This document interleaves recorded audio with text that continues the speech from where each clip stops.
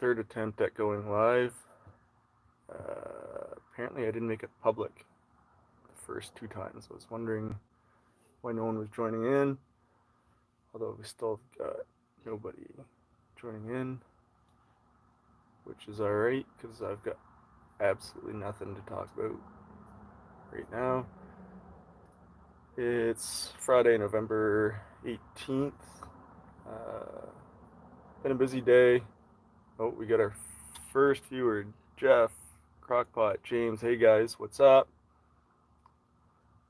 So I'm just hanging out here right now, guys. It's only 5:30 p.m. and we're losing our sunlight quick. But we had a dump truck hook the lines and didn't break the poles. He was lucky. We had a lot of rain earlier this week, and the ground was soft, so the poles folded right over. Didn't break anything, so it's an easy fix. Uh, yeah, it is pretty chilly. So, all right, all kinds of people in here now. So for those of you guys just joining, I tried going live at 5 o'clock. Stayed live for like 4 or 5 minutes. There was no viewers joining. Just figured it was a bad time of day. But turns out I totally didn't put it to public. I had it set on private. So these messages scroll by pretty quick. I want to say thank you for your channel, man. You inspired me to become a lineman, and I have an interview with my utility company coming up to make that dream come true. That's from ACHEJ702. That's awesome. Thanks for sharing. Sub, we're sitting in our bucket truck also, working second shift on call from Daryl. Awesome. Thanks, guys. So, yeah, for those of you guys just joining, waiting for a crew. I'm by myself right now. I got my little truck and a dump truck, hooked some lines, bent a couple poles over, so boys are coming up with a digger truck. We're just going to hook onto them, straighten them up. It pulled the pole over far enough that the primary hit up into the trees. So it's pretty soft ground. I went up my truck with a hot stick and untapped the transformer, cleared the overhead guy, and shoved the wire out of the way just enough that it's not touching that branch. So now we're just waiting. I'm about 45 minutes away from the call. I got another trouble call that came in while I was out there. So I drove back towards town. I got this other call cleared. I'm about halfway through my area right now in case another call comes in. But the boys should be rolling in here probably in another half hour. So let's scroll back, and quite a few messages popped in already. Hey, from Costa Rica, that's Dan. How's it going, Dan? Got someone from Alberta, completely unrelated industry, but you have made me consider being a lineman as a future career switch. I've gotten quite a few messages from guys, especially guys that are in their 30s, 40s, that aren't really enjoying their career, wondering if it's too late to switch. And it's totally not. I started when I was on the training crew when I was 19 years old. My partner was 33 years old, and he did awesome, passed the course. So he's working as a lineman today. We had another guy, our oldest guy in the training crew was 47, and I believe he's retired now, but he did work 15 years for our company, had a really great career. Totally just lost all my messages somehow. Oh, there they go, they're back. What time zone ahead of Eastern Standard Time? We're Atlantic here, so it's 5:30 p.m. right now, and the cold weather hit us fast. Our entire month of October was the warmest October I can remember in years, and then all of a sudden this week, it's all of a sudden freezing cold. Let's pop this dome light on so we can see a little better. Lineman from Hydro Quebec, that's from Luke. We had quite a few crews from Hydro Quebec down in our area in the Hurricane Fiona. That was quite a mess. Sun here is still shining. Local 1 retired. Oh, that's from Dan again. Awesome. Went from hot to frozen quick in Louisiana. Actually, last night I was driving my son to hockey, and there's no snow on the ground yet, and they weren't calling for snow or anything, but driving to hockey, it was a complete whiteout. I almost had to stop the car. It was some of the worst driving conditions I can remember. I couldn't see 10 feet in front of my car. So the weather's coming here fast. I study in high voltage transmission lines to help utilities make informed maintenance decisions. Getting this personal perspective is valuable. Get research. Right. Appreciate the comment, Tim. That's something I miss quite a bit actually, is doing transmission work. One of the funnest jobs is tower work. When you get up there a couple 100 feet, you're hanging ladders off the tower and stuff. I used to love that stuff. Keeps you in wicked shape. It is hard work. My job now doing troubleman stuff, even on a day where I'm feeling a bit under the weather, it's not too awful bad. There's a lot of driving. If you get into a real big mess, it's usually maybe 20-30 minutes to get the power up, get the scene secure, and then you can kind of slow down a bit and wait for the crews to work. But transmission work every day of the week, when you're doing a tower line or something like that, you're climbing up a couple 100 feet, and it's hard work every day. Not saying that we don't work hard here every day in the district, but it's definitely quite different. So I apologize for my finger here, guys. My messages keep fading out here. Crockpot, Timothy Shaw. I'm working on a new project to bring up a program and backup electrical services called Auxiliary Power Services. It's a chilly 65 degrees here in Florida. Looks about the same temp up there in Canada. So right now it's probably about -1 Celsius right now. So if we'll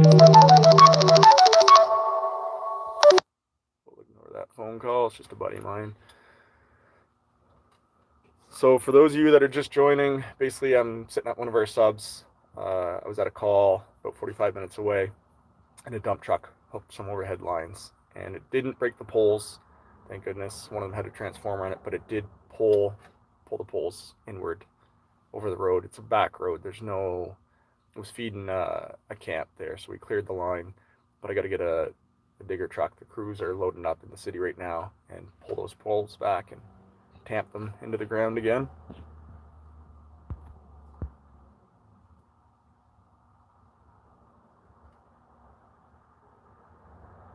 It's 32 Fahrenheit at the moment.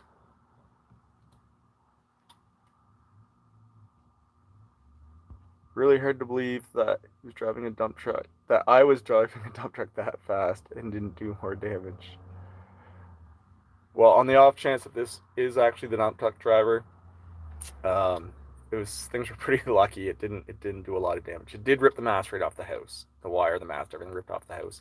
But it's a summer home. The person was home when it happened, so they've arranged for an electrician to come make the repairs to the house, and it's not a real big deal. They don't live there full time, and the dump truck driver's paying for the damages. Excuse me. The dump truck wasn't going fast. They're actually resurfacing the road, so he was driving quite slow, focusing on the road, and they had a good setup. They weren't being negligent. They weren't being cowboys. What they did is at every part in the road where there was overhead wires, they had it marked with cones or orange paint, and they had a spotter hit his dump truck up, and they were laying a base on the road, and his dump was up. He was traveling quite slow, and he hooked the wires, kept moving forward. It wasn't primary, it was an overhead wire between the two poles, and the guy started yelling, "Whoa, stop, stop, stop." The guy came to a stop like 12 feet ahead, so he hooked that line and drug it forward quite a bit. That's what pulled the wires off the house, bent the poles forward, and didn't break them. So it's gonna, like I said, be an easy fix.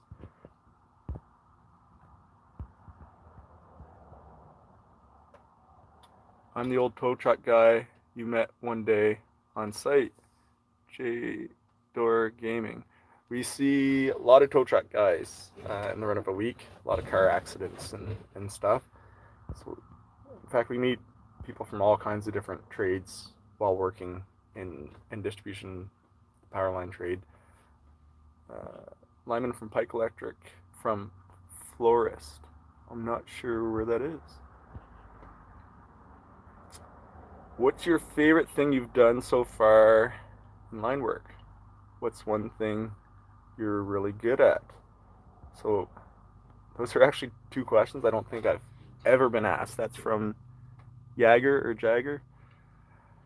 Favorite thing I've done in line work That's a super tough one. We tore down a transmission tower, which was really cool. A lot of the transmission work was some of my favorite stuff. Getting up real high at river crossings and that. Used to love driving the off-road vehicles, the track machines. We had a little muskeg that hauled material. We also had some cranes and booms that were on tracks, and these things were way bigger than a tank. And driving those through the woods, that was a lot of fun. Uh, what's one thing you're really good at? Um, Guys in our company isn't big enough to have guys dedicated to one specific task. You go to a big city, and you'll have linemen that are trained to do underground only. You might be a fully certified lineman that did underground line work every day for 30 years and never climbed a pole. In our company, we're not quite that big. We might do underground for 3 months straight and then not see it for 6 months or a year. So all of our guys are trained in most departments. I've got some extra training to do things like metering and stuff like that. So things that I'm good at. One thing I do take pride in, which is part of being a lineman, is customer service when we have a customer that's upset. I'll give you an example for meter disconnects. When someone doesn't pay their bill, it's not a pleasant situation for anyone. And when a customer gets aggressive or threatening, it's usually our meter changers that do those disconnects for non-payment. If there's an aggressive customer or a situation where there's a hazard of any kind, they'll usually call me up. And 99% of the time, I'm able to walk right up to the customer and speak to them kind of man to man in a way that's empathetic. If there's anything I can do to help, I will. Doesn't matter who it is, what their circumstance is, as long as they're not telling me where to go. I mean, even then, I'll empathize with them and usually be able to resolve the situation. Of the dozens and dozens of escalated disconnects over the years, I've only ended up actually disconnecting the customer a handful of times. Usually, once you're face to face with the customer and they realize like my power is getting shut off right now and this isn't good, it's a bit of a wake up call, reality check, and a lot of times I'll give them enough time to get into town and sort out whatever they got to do. Or a lot of times you can do it right on your phone now. So I enjoy that part of it. I enjoy being able to help people out. And then just line work in general, where I do the trouble stuff now. If I have a pole laying in the road and it's a big mess, a lot of times some of the permit holder kind of coordinate the job, and some of the younger guys will come up and do the work. And then I make sure at least once a month to get up in the air and do the full job from start to finish for a few reasons. One is I really do enjoy it. I feel that I'm good at doing it quickly and efficiently and safely, of course. And another reason is just so that you don't lose it. You don't do line work for a while and you start losing your coordination a little bit. So a bit of a long answer. Kind of had a whole bunch of messages popping up here. What? It's dark there already from Ovan. Yeah, 5:45 p.m. and it's dark and it's cold right now. Hello, hope you're having a good day. Thanks for sharing everything with us. Scrody McBoogerballs, a name that I see pop up quite a bit on the channel. So I appreciate you always watching and commenting. When you comment on the channels, guys, I'm not really sure how the algorithm and that works, but I think it helps. So I always appreciate the thumbs up, the likes, and the shares, and comments, and all that stuff. Corey Babcock, another frequent viewer of the channel since the beginning, as far as I can remember. I'm in my camper van. Buffalo and Niagara Falls are going to get hammered by snow. What about your area? Believe it or not, I actually don't look at the weather a whole lot. Usually when there's a storm coming, it's when a customer's talking to me and they're like, oh geez, big storm coming. And, I'm busy enough with or without a storm that it doesn't really matter to me. When a real big storm's coming, we have guys in head office that coordinate and let us know and kind of put guys on standby for the weekend and stuff. Linehand IBEW, another frequent watcher from the channel, always leaves a comment from the New York area, if I remember correctly. Have you tried to get your company to reconductor with Hendrix tree wire? What's up, brother? We've got a bit of Hendrix. We don't have a whole lot of it. Um, it's not something they've talked about a whole lot either. Does your company filter trouble outage calls, or do they send you to every phone call like my company does? So our trouble calls do get filtered. It's really tough because the people behind the phones aren't linemen. So the questions they ask, they have a very basic understanding of what is an urgent situation and what isn't. An example is an oil recloser at a substation. If a small branch or a squirrel gets into the wires and it's on the main line, so there's a fault, that recloser will go off, back on. You'll have the lights flicker for maybe 2,000 houses. You'll get hundreds of phone calls saying their lights flickered, and those are pretty well disregarded. If it happens again 15 minutes later, then the dispatch will call me, or the call center will contact dispatch, who will call me and say something's going on this line, something's bumping the line. But sometimes the customer will call in and say the lights flickered, and maybe the customer didn't describe it well enough, but that call might get brushed off, and it might be something serious like a bad neutral or something. So if ever a customer calls in and says their lights are going dim and bright, for example, that should not be filtered. There should be someone sent out to that right away. That's a broken neutral is something that can damage your TV and electronics and stuff like that. But it's just part of like any trade. Infrastructure gets old. We're not going to go around and change the neutral on 80,000 houses every 5 years. So if you do think you have a broken neutral, lights are flickering, call in. We'll come address the situation at that time. Uh,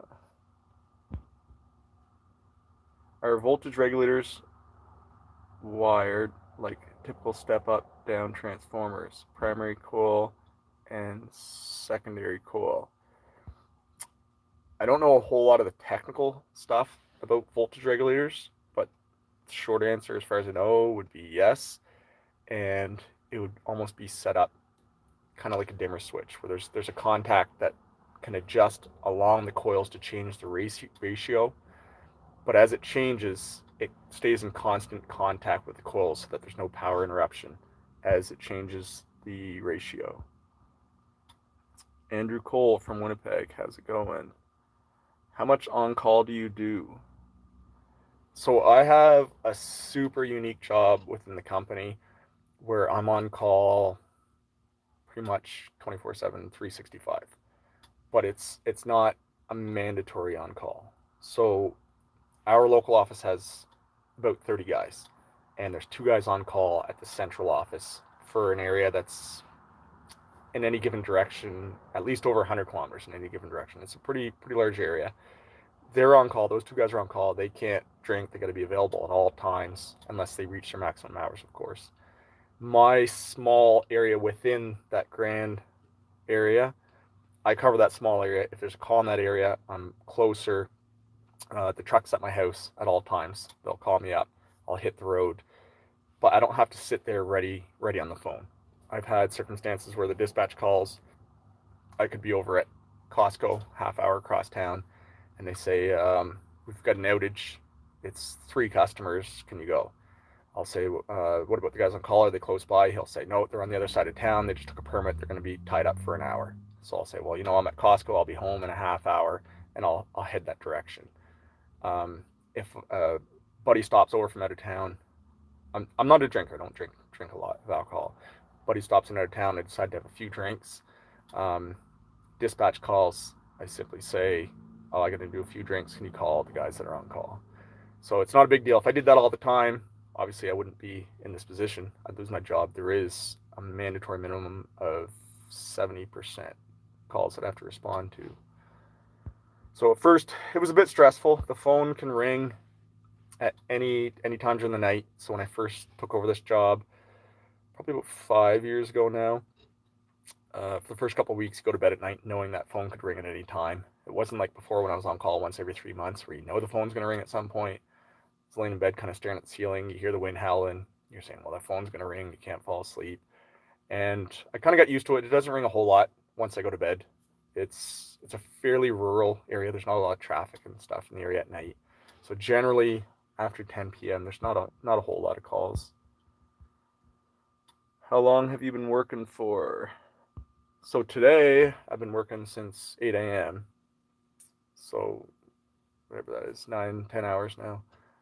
I've been working for this company. It'll be 20 years in January. If you include my apprenticeship, it's 20 years in January. I don't know how many messages I am behind here. I'm going to scroll right to the bottom and try to catch up here. So I apologize for skipping over some people. Prince Edward Island, Canada. Been there many times, at least 30, 40 times. It's a great spot, super quiet.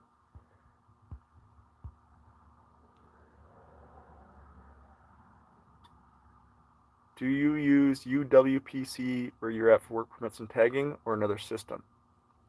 Another system, I would say, because I'm not sure what UWPC is. We've got Derek Richardson from the UK. British Columbia railroader here. On-call life can be rough, but also very rewarding. Keep up the good videos. So back to the on-call thing again. It's tough. Uh, Huge props to my wife. She puts up with a lot of me getting up during family dinner and taking off and stuff, and very, very rarely gives me a hard time. Side story on that in a second. But the nice thing about being on call, I shouldn't say the nice thing. When bad things happen, like a house fire, where I'm always ready to go, even if I'm in a dead sleep, it doesn't take me long to get geared up in the truck and on the road. And when you're able to show up literally minutes after the fire truck, sometimes even before the fire trucks, to drop lines, knock the power out, do whatever you got to do to help keep people safe, it is extremely rewarding. So, side note on the on-call thing, right smack in the middle of Hurricane Fiona. It was probably about 2 weeks in. I had all the power restored in my area. So the phone rang. Boss said, "You want to head off to another province?" They were pretty much sending all of our guys out of province. And I said, geez, I knew you were going to see a lot of stuff. The damage, especially in PEI, it was wild. So I had some wicked FOMO saying, no, FOMO, fear of missing out, to go help with that restoration. But when I called the wife, because out of respect, I always do call her first to say, the boss wants me to go out of town. We do have a son we raised together, family, dog, look after the house, just not going to take off in the family without checking in with them. So I checked in with the wife. It's never a problem. And this particular day, she said, "You can't go." And I was like, okay, that's odd, but what's up? And she said, it's your birthday, and we had some family coming over for birthday dinner, and I really don't want you to miss it. So that was it. I said, okay, that's no problem. And she followed up with kind of a, well, if you really want to go, you can. And I said, no, if you don't want me to go, I'm going to stick home on this one. They did need some guys to stay home, so I was holding the fort, for lack of better words. And so that was the next night. So all the guys were gone. I think we had 4 guys in town, covering a pretty large area. And so I called the dispatch. I said, I'm going to take the night off. It's my birthday. Going to have some drinks. Got some family coming over. And there was a knock at my door, and it was my buddy I grew up with that lives in Calgary, Alberta. So he flew across the country just for the weekend to have supper at my birthday dinner. So that was super cool. Was a little bit emotional, and was super glad to see him. So if I had gone to work that storm, I would have greatly regretted that. But I took that one night off and then worked 16-hour days every day for 14 days straight after that. So it was still quite busy. Gamer guy, how long would it normally take for a pole or line to get repaired after a lightning strike? That's a good question. So if lightning strike hits, let's say, transmission line, there might be a very, very brief outage if it hits midspan on the wire. If it hits on the pole itself, we do have counterpoise to absorb the lightning strike. There are lightning arresters to dissipate the high voltage into the ground. There's a few different methods of protecting the lines from lightning, but every once in a while it hits right smack dab in the top of that pole and just blows that pole to pieces. For those of you that didn't see my what happens when lightning strikes a pole, I think I called it something along those lines. You can see the poles literally blown apart. A situation like that, however long it takes to replace a pole, that day we had a new pole in the ground and the line re-energized within like 2 hours. It didn't take long at all. That's best case scenario when there's damage. We've had lightning storms that we had to replace 50, 60 transformers all over the city. But if you're geared up, you get a big truck. Lightning storm, I'd either jump in a big truck with another guy or have another truck following me. We'd load up half a dozen transformers. And if you can reach them with the truck, it's a normal three-phase structure. It's not mounted up in between a double circuit or somewhere's off-road that you got to get out some ropes and pulleys and stuff. You can have a transformer off the pole, back on and energized. And I mean, it's a 30-minute job. It takes a little longer when you go through your tailboard and grounding and bonding, stuff like that. Checking your back feed. That's all steps that are 100% required on every job now. But the actual changing of the transformer, it doesn't take much longer than 30 minutes. That's out of the back of the truck, disconnecting, wiring it up. It's a pretty quick task. What's the weirdest call you have ever been in? On my was a power outage caused by a deer on top of one of our substation transformers. Wow. Do not ask me how the deer got into the sub. Crazy. So I don't think I have anything compared to that. One of the funniest calls, and I do have a picture of this on, I think, my Instagram. I had a call and it said power went out, and it said something along the lines of inform the lineman that it was just a squirrel. He can close the switch back in. And then under that it said squirrel is no longer there because bird picked up the squirrel. And you got to check out that picture. Like I said, it's either on my Facebook or my Instagram. But when I showed up, there was literally an imprint, a squirrel body in the snow, and you could see the tracks where the bird landed, ran up, grabbed the squirrel, and took off. So I thought that was kind of funny. Time zone question again. Atlantic time zone. So it's 6 p.m. here right now. So we've got 186 people on here. So for those of you guys just joining, I'm going to interrupt for 1 second. The Austrian Lineman, longtime viewer, has a YouTube channel.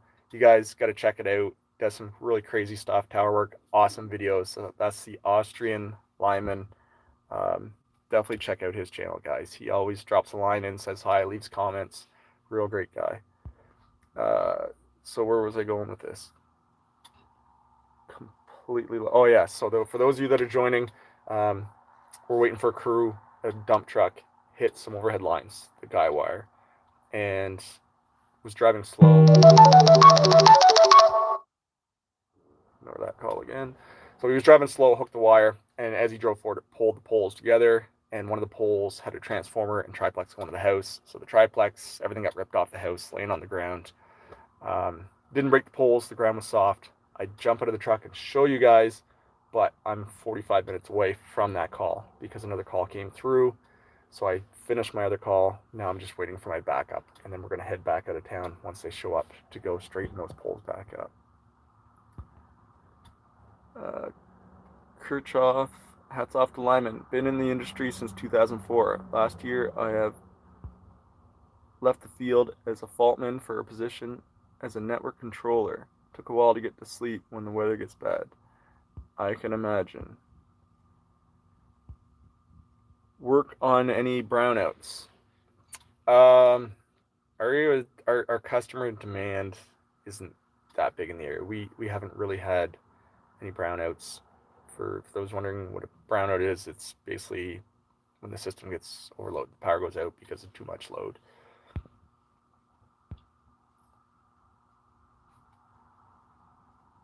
And Kirchhoff again, if you ever visit New Zealand, be sure to get in contact, mate. Definitely will. I would absolutely love to check out New Zealand someday. I've never been. Aren't some high voltage cables covered with insulated rubber? Gaming guy. So, uh, one of the guys mentioned earlier about the tree wire, the Hendrix. There is high voltage wire that's coated. We do have some of it in our system. We've got some really old stuff where the coating's all dried up, peeling off, and we got some of the new Hendrix with a gray coating. They call it tree wire.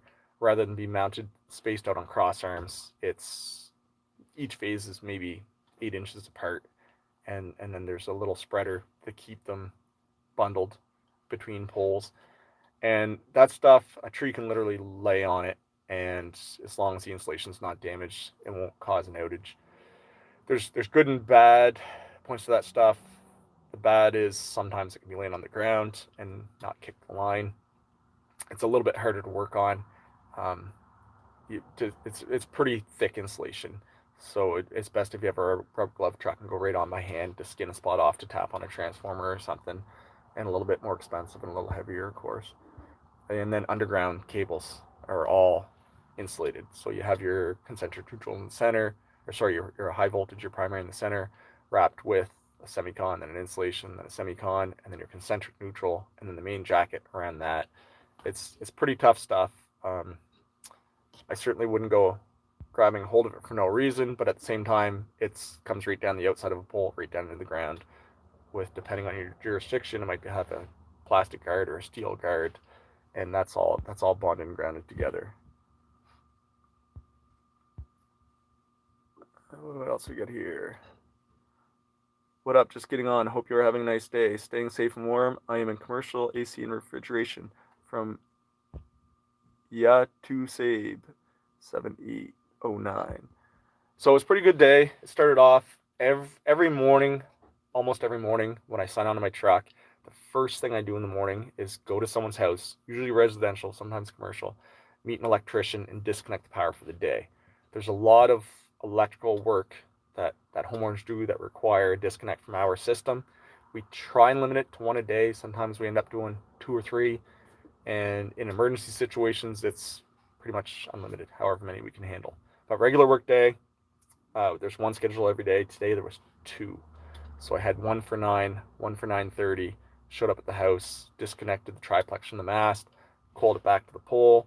Electrician did whatever he had to do. One of them was a 60 amp entrance, old entrance, and he was ripping that off, putting a 200. And then I go back at the end of the day and hook it up. Now today I had to go back to one of them and a crew grabbed the other because they ran a 1/0 wire to replace the number 2 wire going to the house. So that's how the day started out. Had a few streetlight work orders. We rent streetlights for residential use, so they're all LED now. I don't get a whole lot of streetlight work orders. They don't go down like the old high pressure sodium ones. Generally, once they're installed, they're good for. Well, we only started installing them probably 5 years ago, and I've maybe taken 2 or 3 down that were faulty. So that's kind of how the day started out, and then I got an emergency wires down call. A woman called, kind of half panicked. There was a wire blocking the road. I was 20 minutes away or so it wasn't too far. A lot of times when I show up to those calls, the fire department or police are there. This one here, there was no one on site, and it was a cable coax down across the road. So for us responding, showing up to a cable, coax, fiber, whatever across the road, not a big deal. A lot of times we just grab it, cut it off, coil it up, do whatever we got to do. Sometimes we'll string it back across. But for the general public, when you see that, you still can't touch it. There's many circumstances where I showed up, and the tension from that wire when it snaps, it can actually loop up and around the live stuff. There could be a broken insulator or something on the pole that energizes the pole ground, which energizes everything attached to it, and maybe someone stole the bottom 6 feet of all the pole grounds. There's all kinds of situations you gotta look at before you just go and grab a wire. So we don't want people touching anything, regardless of if it's guy wire, cable, coax, whatever.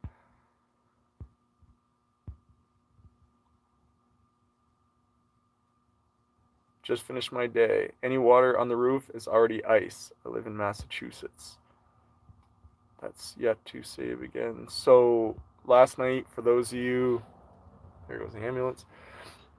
So last night when I was taking my son to hockey, I'm gonna back it up. So we've had super warm weather. Whole month of October, it was like t-shirt weather. I was putting my winter tires on my car with shorts and no shirt on, like just could have ran through the sprinkler. It was crazy warm.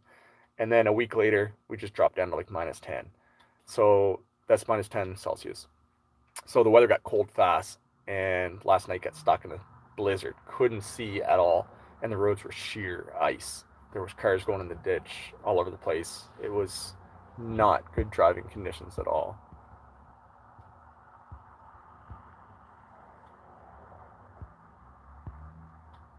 Gaming guy. What I never understood how it would happen is when a live cable is on the ground on a dry or wet day, it sparks, pops, and bangs. How does that happen with the ground? So the conductor laying on the ground in our system will say 7,200 volts. They're not all 7,200 volts, but that's the majority. So then the ground is ground, 0 volts. When you talk about ground on an electrical system, it's at the same potential as the ground. You get into bonding and stuff like that. Our neutral is actually bonded to ground on all of our structures. So if if any live cable contacts the ground, that's what's considered a dead short. Excuse me 1 second here, guys. This is my partner. He's not too far away.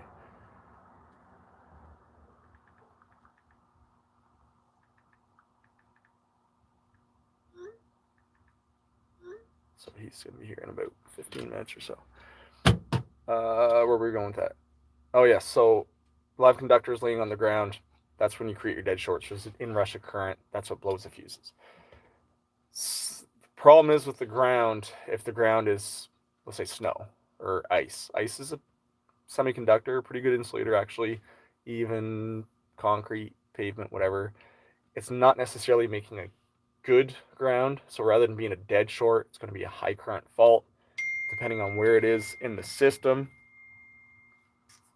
Excuse me again here, guys.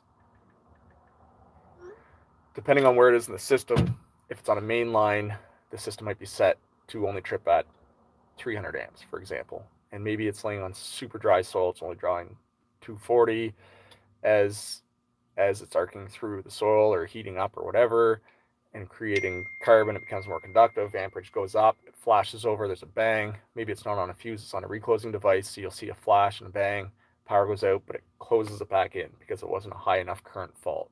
So you'll get that flashing off and on. That can also occur if it's laying across, say, branches in the ditch and they're dry. It flashes through the branch, completely dries out any moisture, kind of makes the branch become an insulator. It slowly becomes more conductive with whatever minerals in the air, the water, again, the carbon from it burning. So as that current changes constantly is when you have that fault, and it'll actually track and flash over. Elmo ceiling fans and lighting. What's up, man? Another viewer that I see in the comment section quite a bit. Ethan Archimbold. I remember seeing one of your videos at pad mount equipment with the doors open and water coming blasting out of the conduit. I can't find the video now. Any ideas?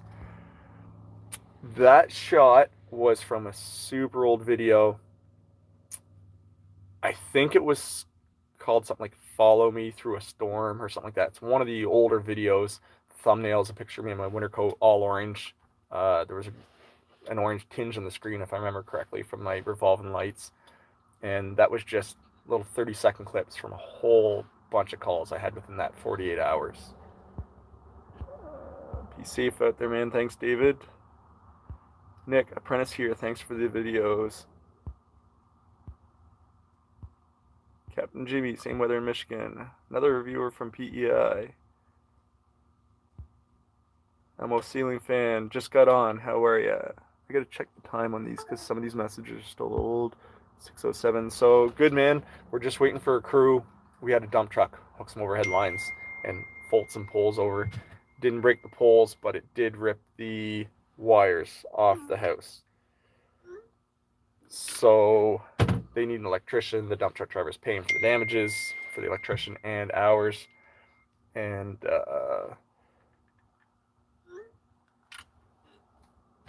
yeah, so just waiting for the crew. I'd take the camera and show you guys the damage. It was wild enough. The poles didn't break, but they got bent over quite a bit. But about 45 minutes away from it as I drove into town, to respond to another call. Quick update for those of us just tuning in. So that was 4 minutes ago. So I think I got that covered. How long will he be? That was him texting me. That's why I kept grabbing my phone. So he's going to be here in about 15 minutes or so. Chipmunk 2008, another viewer we see on the channel quite often. How unexpected. I don't do a lot of lives, guys. There's not a whole lot of circumstances where I'm sitting waiting in my truck where I don't have something I can do. Even when I'm waiting for crews, there's usually a lot of prep work. I like to keep busy. This particular day, I did drive to another trouble call, which is now complete. Had to cut a tree off some triplex. Didn't take me long. So I've got that complete. And rather than drive way out of town and sit there and wait, I do have the job secure. So I'm just sitting at the substation about midway through my area in case another call comes in the meantime. The boys should be here probably by 6:30. It's 6:13 now. But yes, as for the live stream, so I rolled in the substation at 5 p.m. Figured I'd go live. Talked to myself at the screen for like a minute and 30 seconds, and no one was joining. I just figured it was a bad time of day. Atlantic time at 5. A lot of people are probably still at work, so I just exited out. Went on again at 5:30, and waited a few minutes while I was completing some work orders. No one was joining. Then I realized that I had my live stream set to private, so we got that sorted out, and on our third attempt we got it up and running. So I see Chipmunk's comment says, yes, step potential can be fatal to at Daya. So I didn't see Daya's comment. I wonder if I can scroll back and find it here. I'm not sure how far up that is, but regarding step potential, absolutely can be fatal. What step potential is, if a live phase, let's say a phase, let's use easy numbers, let's say 10,000 volts. Wire comes down, and at ground zero, right where that phase is making contact with the ground, that the voltage at that ground is 10,000 volts. Now, technically, to measure voltage, it's going to be measured between 2 points. So as you step away from that point of contact, the voltage is dissipating. So 5 feet away, that voltage might be 1,000 volts. And if you're walking and 1 foot is 5 feet away, and that foot measures at 1,000 volts, your other foot makes contact, and that's at 10,000 volts, that difference of 9,000 volts is going to travel through your body rather than the ground. I shouldn't say rather than, it's going to travel through both. Electricity does take all paths. The majority of the amperage goes through the path that's least conductive. However, it does take all paths. And if 2 points of your body are at 2 different voltages, then that difference in potential can certainly be fatal. We've got Luke in Jamaica. Robert, if I wanted to do a meter change as a red seal, would it be the end of the world if I took my hot stick to open the cutaway? Yes. If that was in our jurisdiction and somebody that wasn't authorized to operate a cutout, if it was a homeowner that didn't have a registered business, I mean, the cops aren't going to arrest you, but it's definitely not a good idea. But if you're a red seal electrician, you have authorization within the province to work on specific things, and then you would operate something that you're not authorized to do, you can actually have your license taken away. You can get fined from the work safe. If it's a customer that was doing that at that point for safety concerns, we can actually disconnect the power to their home if we felt it might be something they were going to try to do frequently. But to answer that question, don't ever touch any power line equipment if you're not, I would say, both trained and authorized to do so. Milwaukee Tools is looking for new power tool suggestions. What do you think about a Milwaukee powered 40-inch extendo stick? They could call it the shoulder saver. So that would be definitely awesome. Or a powered extendo stick. I was thinking we're talking about a saw. You're talking about like a powered, like where it extends on its own. That would be, we would be pretty spoiled at that point. I don't know how you'd ever rig one up. It's on an extendo stick. It's only the last 5 foot section that is tested. But if I was ever using an extendo stick that the last 5 foot section was tested, and then the rest was conductive, I definitely wouldn't feel as safe as a fiberglass extendo stick that isn't necessarily tested the entire length, but it is fiberglass, which is an insulator when clean, of course. Uh, Elmo ceiling fans and lightning. How long did it take you to train for line work? So Red Seal certification in most jurisdictions, as far as I know, is 7,200 hours. So 4 years of training. That being said, after 4 years, during my 4 years, I took it very serious. I studied a lot, worked a lot of overtime. I put a lot of heart into my training. And at the end of the 4 years, when you get that Red Seal ticket, you show up to the office and you're kind of like, yeah, I'm a lineman now. I'm going to jump in that truck. I can run a truck. I can do whatever. And when you get out to a job site, it could be the simplest job you can imagine. You got 4 years under your belt. You roll up to that job and you get an idea what you're going to do, but you've got no one to ask. The guy with you has less experience, and you realize pretty quick that you don't know as much as you thought. It takes, I know a lot. I had an apprentice with me. We did a pole fire. The pole burnt down. We had to strip it, rebuild it. Myself and an apprentice, just two of us, did the whole job in like an hour and a half. Crazy, crazy good apprentice. Um, he was the exception, and again, it even though he was good, you don't see every situation. There's a lot of stuff that can happen. You learn every day throughout your entire career. I feel 10 years is a pretty good number for linemen. 10 years at the task, like there's linemen that have construction tickets that set poles for 10 years and then get into distribution troubleshooting. And it takes, again, years to learn that. But to learn the entire line trade as a whole, a good 10 years of experience, and you'll see a lot of stuff. And I'd feel comfortable with most linemen in that circumstance walking into just about any situation.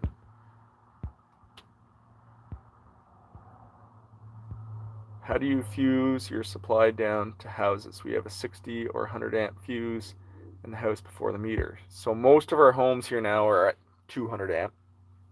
The transformer feeding your home is anywhere from we don't usually use 5 kVA. So we usually go down to 15 at the lowest, 15 kVA. So say 15,000 watts, for lack of better words. It's the wattage divided by 5 because it's at a much higher voltage and the fuse is on the high voltage side. So if we've got a 50 kVA transformer, you're going to fuse that at 10 amps at 7,200 volts. Montana, USA from Lance Brown. Ethan, found it. That was the exact video I was looking for. Thanks. Awesome. Have you ever used Chippewa lineman boots? I have not. I've definitely heard of them. Boots is something you see a lot on social media. Guys saying, "What should I buy for lineman boots?" And there's a ton of really good boots out there, and it really comes down to a preference thing.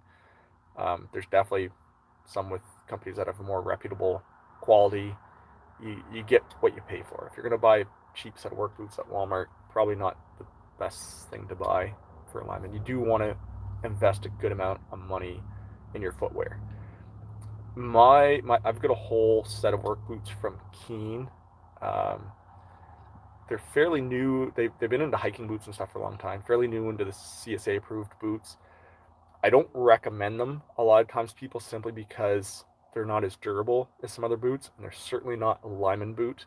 Where I do troubleshooting, I'm walking a lot, patrolling a lot, I walk all the time, I'm driving all the time, and these Keen boots are 100% the best for comfort that I've ever used. They're the lightest. There's no metal in them. They're all carbon fiber, some other kind of authorized approved material. But they don't last. If you're climbing a lot of poles, they wear through fairly quickly. They're definitely the most comfortable. So I've got Keen summer boots, Keen winter boots, Keen wetwear boots, a whole bunch of them at the house. We had the same dump truck driver rip down the same cable just after crews got a splice back up 3 hours later. Ouch, that is rough. So I'm just going to go through a couple more here, guys. That last phone call was the wife. If she calls, I don't want to leave her hanging too long in case it is an emergency. And the crew should be rolling in here any minute now. So I wish I could get to everyone's questions. How late is it where you are? It's 6:22 p.m. Atlantic time. No super chat. Don't know what that is. I'm assuming it's a YouTube feature. I actually, as far as not knowing what super chat is, with being a lineman, working 80 hours a week every week, family, hockey, stuff like that, it's super tough to keep up with the channel along with my priorities in life, like my family and work. So I wish I really had more time to look into a lot of this stuff. Can we see the damage before the other crew shows up? So I'll go over this one more time for those of you that are just joining. I'm about 45 minutes away from the job site right now because another call came in. So I headed back in towards town. I completed that call, and I'm sitting at a nearby substation. Their crew's going to be rolling through in a minute, and then they'll follow me out to the job site. That's all prepped and ready to go. So I'm going to scroll right to the bottom. Again, sorry guys, I wish I could answer everyone's messages. I'll just do a couple more here. Luke Fong, super chat is money. Money is good. 6:22 and it's that dark. Yes, we still. I think there's a lot of places that don't do the daylight savings time anymore. I wish we didn't, but like 2 weeks ago they did the daylight savings, so it should be 7:23 p.m. right now, but we wound the clocks back an hour, so it's 6:24. Our sun rises at maybe like 7:20 in the morning, and by 5 p.m. it's starting to get dark already. It's pretty short days. Appreciate the live stream. Thanks, Ethan. I'm gonna be shutting this down here real soon, guys. Have a good night, man. Stay vigilant. You too. Yatusabe. Yatusabi. Super chat is where viewers or subscribers can donate money to you, and their messages would be highlighted. So that's interesting. A lot of these messages I'm answering, guys, there's some of them.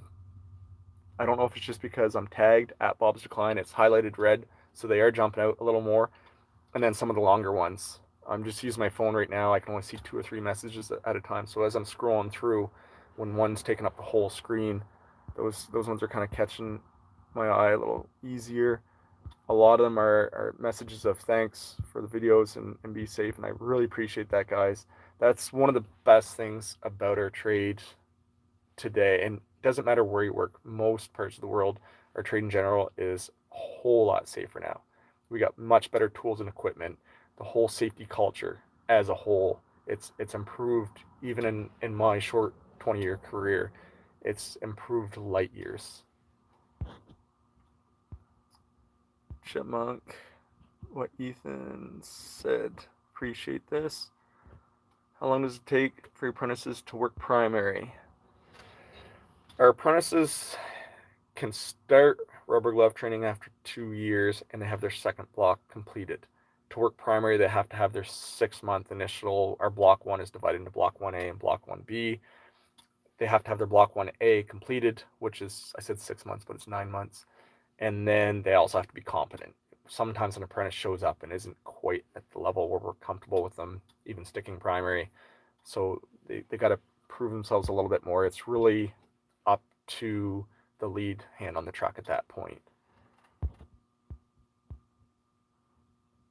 Almost ceiling fan. Good luck. Talk to you later. See you later, man.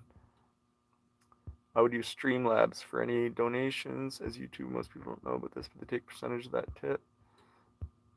Are you in a different time zone than New York? I think so. I think New York is Eastern Standard Time and we're Atlantic.